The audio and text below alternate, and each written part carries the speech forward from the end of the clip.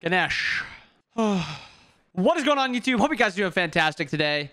Today, we are returning with the God Guides. And unfortunately, after Mario begged me, pleaded me, started crying on the phone to try to get me to give him a Ganesh guide. He's a f***ing liar. I finally came around. I've completed the guide. Here you guys go. Have fun. You're not going to have that much fun because you're playing Ganesh, but I hope you guys enjoy the video. Let's go. So we're going to be running through three main things with Ganesh: the build, abilities, and tips. There's going to be tips inside of the abilities too, so make sure you guys watch the entire video through, or you at least click on the parts that you really need to understand, because there's stuff that I'm going to be talking about those on top of when to level abilities, how to level abilities, and 1 to 20, just usually the best way to level abilities. So step 1, buy this skin and just do this. Yes! Actually, that's all the steps. So you're having a good time with Ganesh then, right, Mario? No? Not a ton of fun? All right, sorry. Starting with the builds, Mario wanted me to touch on, he begged me to start with, you could build any starter. You can build Sentinels and Benevolence. Both are very good. It kind of depends on where you're going with your build. I'll give you an example for both builds. The Benevolence build is usually something along the lines of Benevolence into like a Thebes or Prophetic. I like Thebes personally more on Ganesh. It's very easy to get it stacked. You get it stacked faster than any other player god in the game because your assist area is so much bigger. So you get these Thebes stacks from farther away, and you also can never accidentally steal a stack unless an ally is just nowhere near. Ganesh is a highly counter-building god, but a very easy build to just do the entire time is Benevolence, Thebes, Sov, something to give you more cooldowns to spam your abilities. I like Pridwin a lot, especially Reverend Pridwin. And then around here, I like to get Compassion a lot. I think he's a very good Compassion god. Usually, I want at least one damaging item, either of these two flat pen items. You'll find out why when I talk about the abilities. Either of these is fine. If you want a little bit more cooldown spammy abilities, when Ganesh is already pretty low cooldowns, Spear of Deso is very good. If you need a little bit of anti-heal and just a little bit of burst damage, Divine can be fine. Either way, just do one of them, and then round out your build with just whatever else you need. Are you dying to some CC? Magi's. Are you getting bursted too quickly? Spirit's Robe. Do you need a moment of immunity in your game? Mantle. Manticore's even fine. There are so many things you can build. You can go Binding too if you just want a little bit extra damage. And that is the example 1 of the build. Example 2 starts somewhat the same. As you can see, we're keeping the Thebes, but Sentinels is your first item. And then here is Chronos Pendant. And now, why Chronos Pendant? Ganesh has very low cooldowns and very spammable abilities. He's also very tanky, just kind of outright because of his 2, his dash, and just being able to play around his teammates really easily. They can peel him out a lot. This is how I prefer to play Ganesh. I think he's slightly better with that early Chronos Pendant. And then after this, it's just whatever else you need. Like I said, highly counterpick. Whatever you need here. Spirit's Robe. You could go Sov. You could go Heartward if they have a lot of magical damage. Whatever it is. For an example build, we'll just do Sov, Shoguns, and Binding. And then Sentinel's Embrace. And the difference is, are you planning on building that power item second, or are you going to wait for that power item? If you're going to wait, build the Benevolence. Benevolence is very good in his kit. He makes his allies super hard to kill. He also takes a little bit of extra damage, which is not that big of a deal because he's not really a frontlining god. And then if you're going to be building your power item early, you want to try to dominate this game. That Chronos Pendant second item is absolutely disgusting on Ganesh. For relics, Ganesh is very open. Some relics he doesn't want. You obviously don't want to be going Aegis. He's not a good blink god. Teleport, no. But most other relics, and thorns, no thorns either. Most other relics, it's just dependent on the comp. Does he need anti-heal? Ankh can be really good. Does he want to be able to kite away from the enemy? Heavenly Wings can be very good. Shell for some anti-burst, or if they have some auto attackers, or Phantom Shell for your allies. Med, cooldown spam on this character is really good. I would not be too surprised if when Ganesh is played, Cloak of the Ascetic came back. That's the one that reduces your cooldowns for 1.5 seconds every second. So your cooldowns are very spammable in that spot. You can 1, 2, 3. By then, your 1 is back up, your 2 is back up, your 3 is back up. And you can kind of go through your abilities rotations at least once. But again, any of these are good. Do you want to lock down and kill that first person in front of you? Sunder. Horrific if you're getting Dove and you need the anti-attack speed or anti-movement speed. Bracer, Frenzy, everything about this character. He can build any relic. Just depends on what you need. Touching on the shards quick. He's a Horn Shard god. He doesn't make use of the Prot Shard all that well. Obviously not Claw Shard. Vision Shard is whatever. And then Wing Shard you're not making use of. Recipe also. Bountiful Bow. Being able to 1 and then it comes back up 1.5 seconds faster. Or 2 and then your ability comes up faster. Or 3 and your ability comes up faster.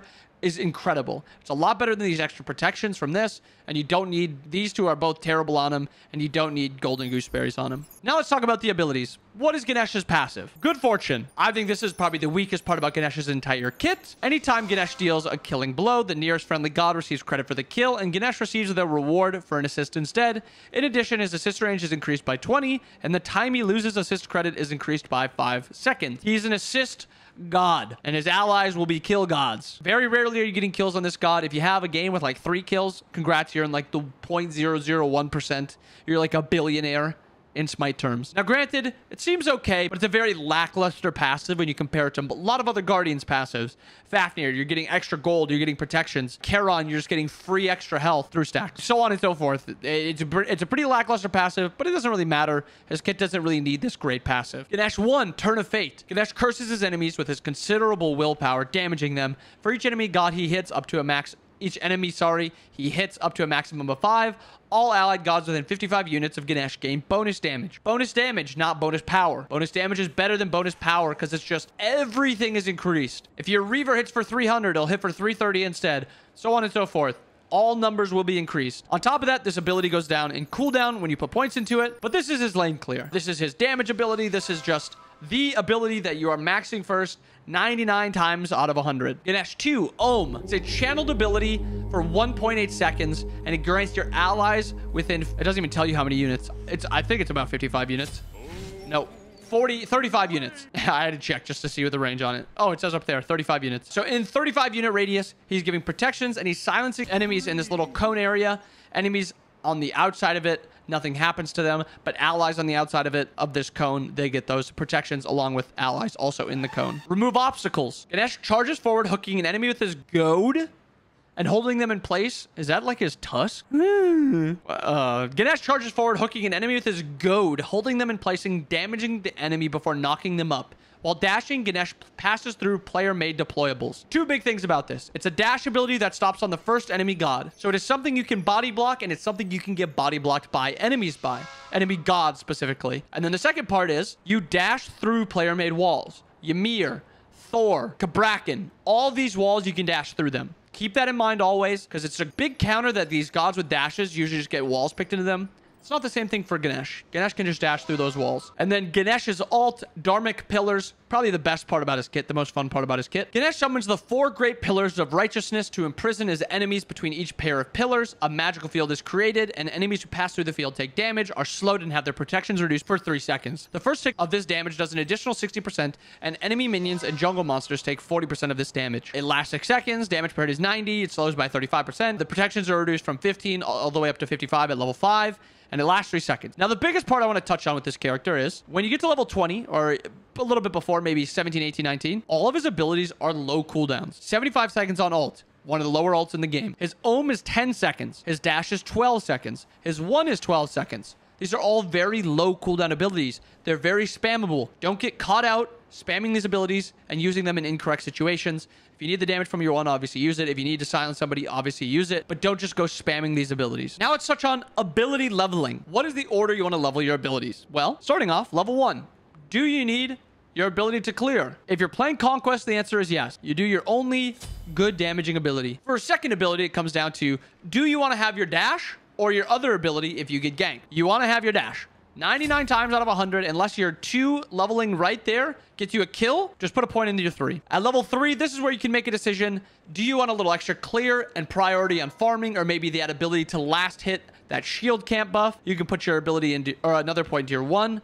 Or do you want the CC from your 2? A lot of times, I'm putting a point into my 2 here, but sometimes I will put another point into my 1. At level 4, you're putting a point to your 1. Once you get to level 5, you're just leveling your ult whenever you can, because the value you get from this is incredible. The extra damage, the prot shred, very, very good. The 1, the cooldown matters a little bit, but it's 0.5 seconds. Your 2, it's 1 second, but this ability scales better in the mid and late game. The extra base in the early game doesn't matter all too much. And then your 3, yes, getting your dash up a little bit quicker and the damage is nice, but it's not that important. So you're finishing your ult when you can. You're putting points into your 1 when you can. Once your ult and your 1 can't have a point into it, you put points into your 2. And then lastly, you level your 3 whenever you have to put a point into it. Lastly, just to touch on it one more time, the ultimate is very, very strong. You can use this ability to force relics, and to just fish for fights. Maybe you drop your ult, you miss. Who cares? It's back up in 50 seconds if you're building pretty solid standard build. And if you do hit a good ult, that could be a good engage fight. You're not putting yourself out of position. You're not playing Ares where you're walking up to the enemy to look for an ult. You're dropping this from 40 units away. And again, with the ult, make sure you know the ult combo where you drop your ult down and then you knock up. That alone gives you a ton of burst. That 3 dash alone does a boatload of damage, and that was with no damage items. And my last biggest tip for Ganesh is put your 2 on instant cast. It is an ability that is literally right in front of you for 35 units. It shows you the exact area.